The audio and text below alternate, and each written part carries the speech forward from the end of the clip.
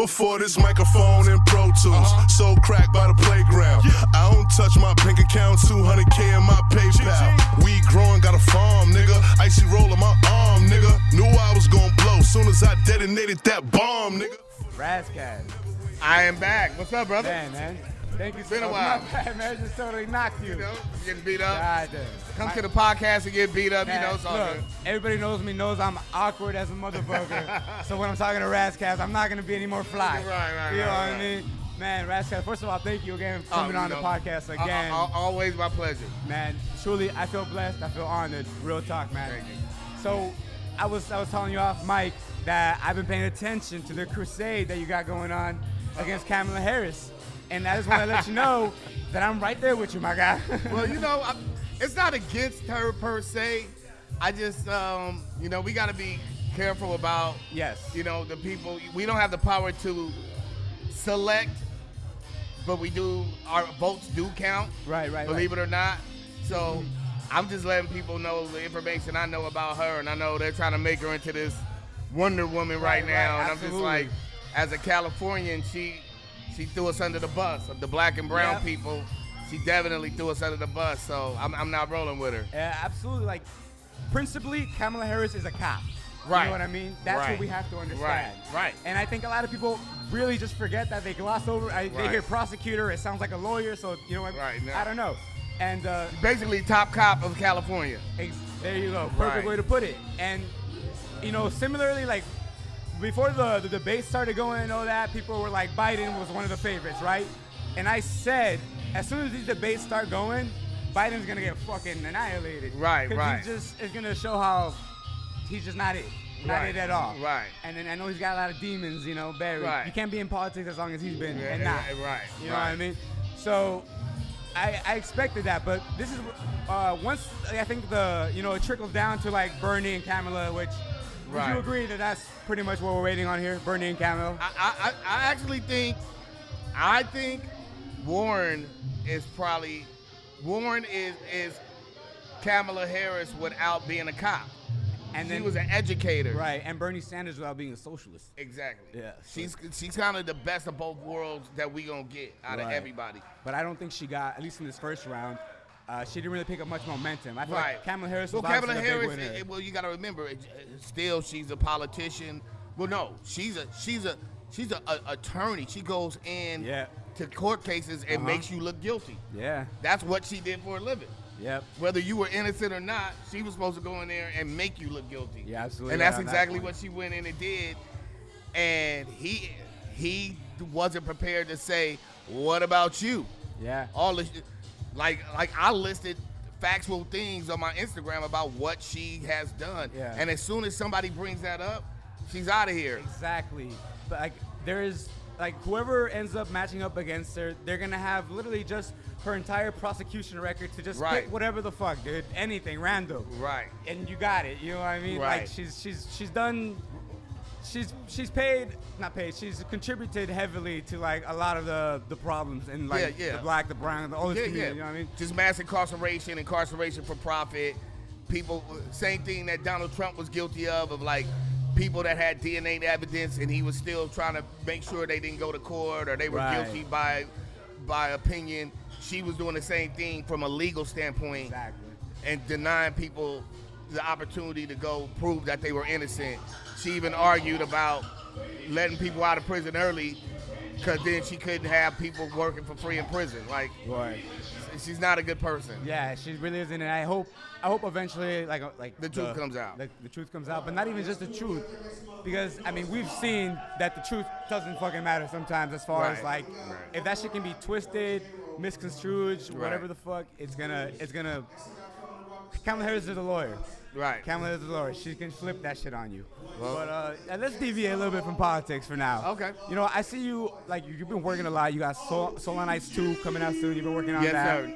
And then I saw you on Brady Watt, the bass guy. That was dope. That was fucking dope, man. I definitely, it was just dope to see you, like, just be in that new wave of media, you know what I mean? Man. Yeah, man. Shouts out to Brady. Bass and Bars is what Brady Watt calls his series. His series. So we're all homies. Brady is Premier's bass player for his band. Right. He's Kwali's bass player for his band. We would run into each other in New York, just out at bars all together. Nice. So, you know, Premier might come through. We'd go to some Premier event. So, yeah, like I was very appreciative that he reached out to me like, yo, I love Goldyn Chyld. You got to do Goldyn Chyld, and I want this Pete Rock thing. I'm like, all right. And then I kind of flipped it up and put the Under the Bridge part, right. the Red Hot Chili Peppers, because we was in Cali. Was I'm like, hot. bro, we got to show this Cali love. So he killed it. He gunned it. Yeah, absolutely, man. Without a doubt, best facial expressions in the game. Brady Watt. Oh yeah. He be rocking. Yeah, absolutely. But it's so you know, I see you and I see Crooked Eye also, like, he started a podcast. I feel like you would be great on a podcast. Have you ever thought about that? We've been starting. I was doing my Line for Line series, right? Which was kind of a episodic lyrical podcast, basically. And the goal was to open it up from doing breaking down my lyrics to inviting MCs on and breaking down their lyrics.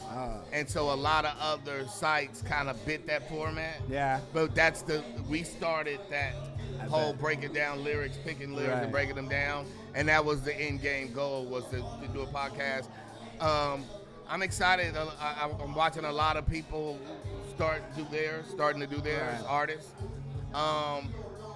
If I could come up with something really unique, I'd love to do it, but I don't want to just do the same thing because everybody else is doing it now. I like the Line for Line. Me as an MC having different relationships with MCs. Right. I think I get a different truth out of talking to them. And some of us actually have rapport where we've hung out, know each other. I just feel like we can get a different chemistry. So I'm looking forward to just really getting into the lyrical part and expanding Line for Line. So, like, you really want to, like, I mean, obviously, as a well-known, well-documented lyricist, you know, that's definitely, like, an obvious lane. And as you say, you originated that shit, and a lot of motherfuckers bit that. Yeah, a lot of sites bit. You know who you are. Yeah, it's all cool. I think that's part of the problem with kind of like the ecosystem of podcasting, because it's so new, you know, like nobody really is blown up strictly off of a podcast. So basically, any entity that just has an assload of money is just gonna be the top podcast for a long time. Right. You know, so it's a troubling space to be in, but it's fun. You know what I mean? Yeah, it's man. Fun. It is what it is, and you know, hopefully it can just expand, and you know, it's exciting to see where it'll go. Exactly. But yeah, definitely, like, just someone like you who has such like a database of knowledge as far as like when it comes to just like the social economic issues, and then just also hip hop. I feel like there's knowledge and there's stories and there's so many important things that I feel like you have to offer, and that's why I feel like podcast is just so I got natural. my marketing strategy. You ready? Go. I just got it. The name of my show is Whose Nipple Is This? And every episode, it'll just be the areola, and you have to guess that nipple. You know what? This is perfectly in your lane. Right, because I'm a piece of shit. So that's what I'm going to go. So we can talk about hip-hop, golf, rap, basketball, MMA, life, and then it'll be like, by the way, whose nipple is this? It's time. Right. Areola. Right. It's just an areola. And then the week after, I show you the titty. It's just one titty. And that's how I'm going to do it. One titty. Yeah. Oh, maybe I'll just call it that. One titty. One titty. One titty. Two titty. One titty podcast. There we go. I love it. I think the streets have been asking for it. Oh yeah, man. The streets are always asking to see a titty. Whose titty is it anyway, huh? Rass Kass, I appreciate you, man. I'm not gonna hold you too long. No doubt. Yeah, I appreciate you coming on, showing love. This is oh man, I'm happy to be here. I just want everybody to check for the first video off the album. Is called Fly, FLY. It's an acronym. It stands for Fuck Last Year. So it's produced by DJ Green Lantern. He did a lot of shit for Griselda, which is West Side Gun and Conway and them. And he's actually Nas's DJ. So Green Lantern, shouts out to him. Video should be dropping in the next.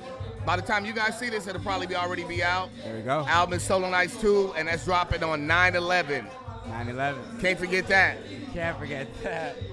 Yeah. Rass Kass, thanks a lot, man. I Thank really you, brother. appreciate it. Appreciate you. Thank you. Yes, sir.